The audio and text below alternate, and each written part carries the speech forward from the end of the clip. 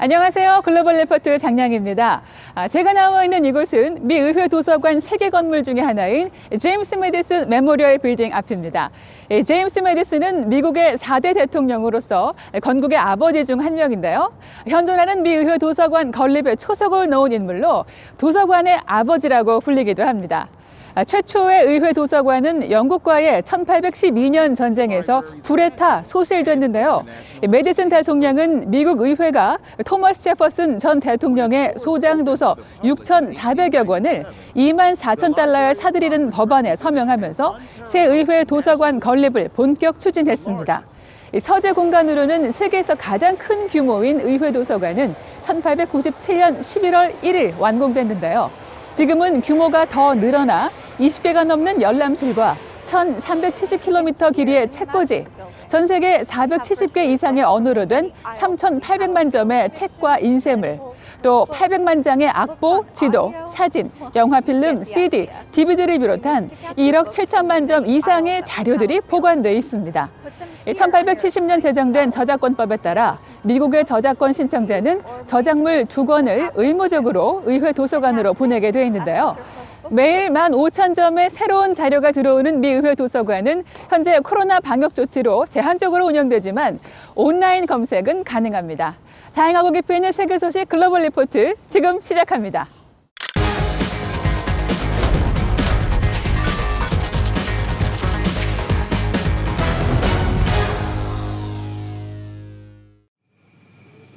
최근 타이완 부근 해역에서 미국과 중국의 군사적 긴장이 조성되고 있어 이번 주 주요 해시태그에 올랐습니다.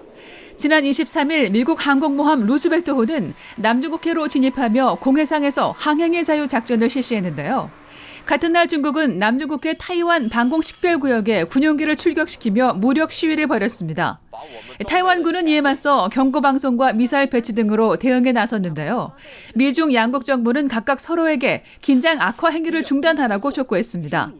중국은 나아가 27일부터 30일까지 남중국해에서 해상군사훈련을 실시한다고 밝혔습니다. 전 세계 신종 코로나 바이러스로 누적 확진자가 1억 명을 넘어선 가운데 각국의 이동 제한 및 봉쇄 조치가 강화돼 이번 주 주요 관심사에 올랐습니다. 미국은 26일부터 입국하는 모든 여행객에 대해 코로나 음성 판정 증명서를 제시하도록 하는 입국 제한 조치를 시작했는데요. 전날 조 바이든 미국 대통령은 변이 바이러스가 발견된 나라의 국민의 미국 입국을 금지하는 포고령에 서명했습니다. 유럽 전역에선 봉쇄 조치가 강화됐습니다. 네덜란드에서는 야간 통행 금지 조치 도입 후 이를 반대하는 시위가 폭력과 약탈로 번져 수백 명이 체포되기도 했습니다. 인도에서 농업개혁법에 반대하는 농민들이 경찰과 충돌해 이번 주 주요 해시태그에 올랐습니다. 지난 26일 수도 뉴델리에서 수만 명의 인도 농민들은 국경일인 리퍼블릭 데이를 맞아 트랙터를 동원해 대규모 시위를 벌였는데요. 지난해 9월 의회를 통과한 농업개혁법에 항의하며 지난 11월부터 석 달째 반대 시위를 벌이고 있습니다. 이번 시위 과정에서 농민 한 명이 트랙터 전복 사고로 숨지고 경찰관을 포함한 여러 부상자가 속출했는데요. 농민들의 거센 반발에 놀란 인도 정부는 법 시행을 미루겠다고 밝혔으나 농민들은 개혁법의 완전한 폐지를 강경하게 요구하고 있습니다.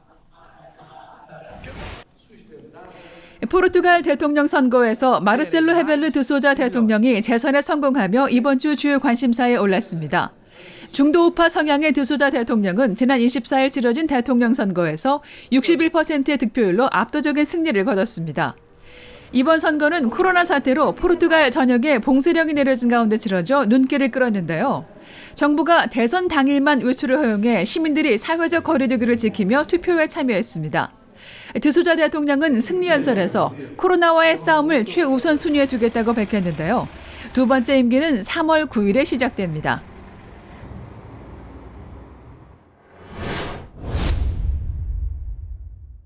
러시아 야권 지도자 알렉세이 나발니의 체포가 만만치 않은 후폭풍을 불러일으키고 있습니다. 나발니의 체포에 항의하는 시위가 러시아 전역에서 반푸틴 시위로 이어져 3,000명 이상 체포됐고 국제사회는 러시아의 야권 탄압이 비인도적이라며 비난하고 나섰는데요. 클릭 글로벌 이슈 오늘은 나날이 긴장감이 높아지고 있는 러시아의 상황을 살펴보겠습니다. Все люди имеют право выражать свою точку зрения в тех рамках, которые предусмотрены законом. Все, что выходит за рамки закона, не просто контрпродуктивно, а опасно.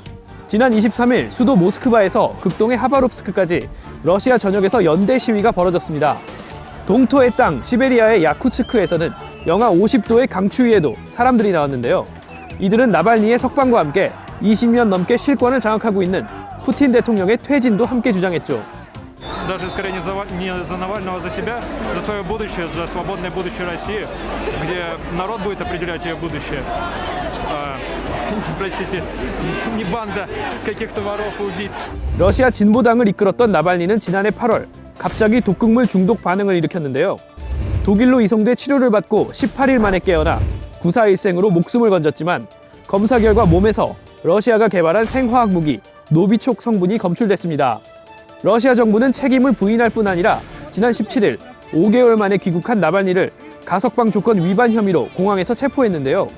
이 모습을 본 러시아 시민들이 분노하고 크렘린 지도부의 부정부패 의혹까지 겹쳐 대규모 시위로 이어진 겁니다. Разворовали всю Россию. Что может устроить? Разворовали. Нефть, газ. Это чье?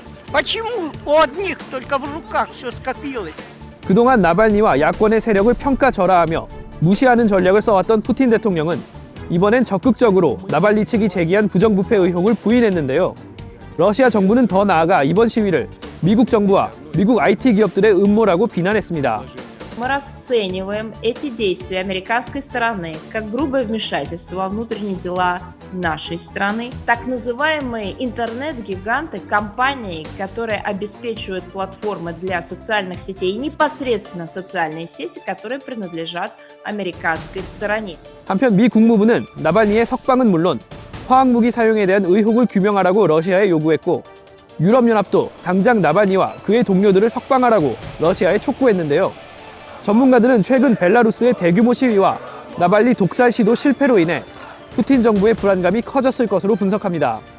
And in a certain way, the reason why they're so scared of Navalny right now is because they're looking at Belarus and saying, we don't want the same thing to happen here. And Navalny is the natural leader of an uprising, and they're terrified. 러시아에서는 오는 30일 또 한 번 대규모 시위가 예정돼 있어 러시아 정부가 바짝 긴장하고 있습니다.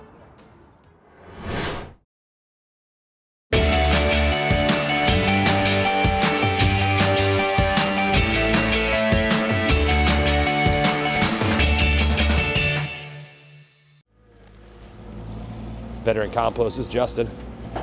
Hey, how you doing, sir? The way our program works is we drop off clean bins and takeaway bins that have food scraps in them, and then we dump them and wash them. I started really small, literally a shovel and a trailer that I bought used for a couple $100 on the back of my SUV I towed around, and that's how we started out picking up material. I got into this because I was unemployed, and the goal of the business is whenever we can to hire veterans and family members of veterans. And for a lot of our guys that come into this, you know, they may have been in situations that weren't great, and this is kind of a good way to escape all that by working here. So, yeah, pretty literal name. My name is Russ Nichols. I was in the United States Army for 3 years, and I've been a driver ever since I was hired in October. So what drew me to the business was it's a veteran-run and operated business. So these are all the full coffee bins that we'll exchange one for one with. I took 2 out, I'll grab 2 more, and put 2 empty ones, put them in here and grab this last. And came here, we do a tryout process where you work for 4 hours and see if it's something that you like.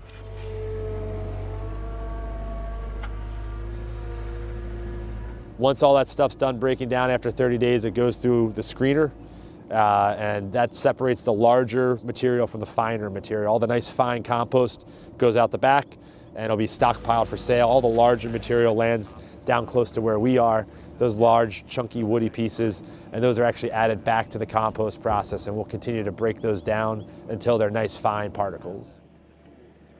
That's the finished product. So a couple thousand yards of compost, and every day we're trying to sell it, and every day we're trying to make more of it. So you kind of see this is the stuff we screened yesterday, so you can see how much finer it is. Obviously it doesn't look or anything like the large wood chips or the food scraps we started like. The idea of recycling just makes a lot of sense to me. And so in this case, all the material in this facility would have gone to a landfill or been burned. And so we're saving all that material and we're composting it, we're recycling it. And then the finished product behind us, that's going to grow new food, and that's going to rebuild soil, it's going to erosion control projects. So we're helping to fix the issues in this country with soil depletion. I mean, the amount of topsoil that's been lost in the last 100 years in our country, no one's really worried about it, but one year we're all gonna go to farm and no plants are gonna grow, and then everyone's suddenly gonna worry about the loss of topsoil. So that's what we're doing, is we're supplying great soil so people can get ahead of that and grow good stuff.